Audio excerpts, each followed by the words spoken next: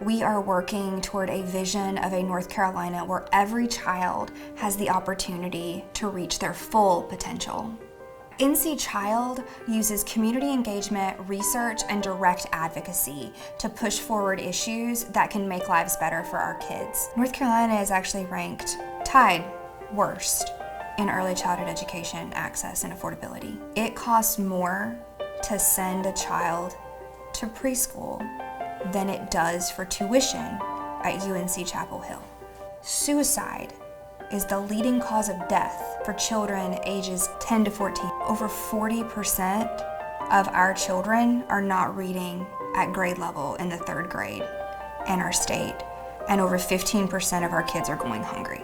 But we can help all 3 million of them by focusing on creating a state where they all have the opportunity to thrive. Whatever color of skin you might be in, however you love, wherever you're from, whether rural, urban, suburban, you have an opportunity. That's the word there, opportunity to succeed. And you have access to everything you need to succeed.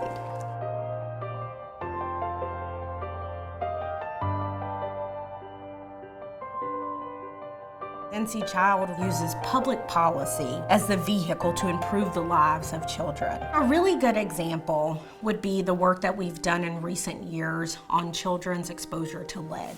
The state statute defining exposure to lead for children hadn't been updated in 20 years. We're talking about 15 parts per billion. We decided we're gonna go talk to our power brokers and our legislators and figure out how we can get this statute updated. It took a while, but we got there. The passage of House Bill 272, it had bipartisan support. This is not only gonna save lives, but it's also gonna save money and it's gonna save resources.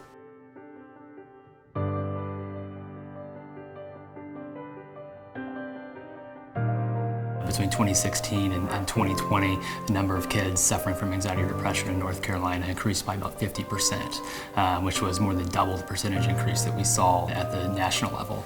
And really even more disturbing than that was the trends that we've seen in youth suicide. Mental health mapping, school-based mental health mapping project is really a 3-year project that we're working on with the Duke Endowment to really identify what is working in schools to help meet students' mental health needs and where schools and school districts need more help and more support to better meet the mental health needs of students. The Duke Endowment has been right there alongside us for many years. We focus our efforts where we see the greatest need in our state, and the Duke Endowment has repeatedly pivoted with us to focus their resources on the greatest need in our state. The sky is the limit, so we're excited to see what we can do next.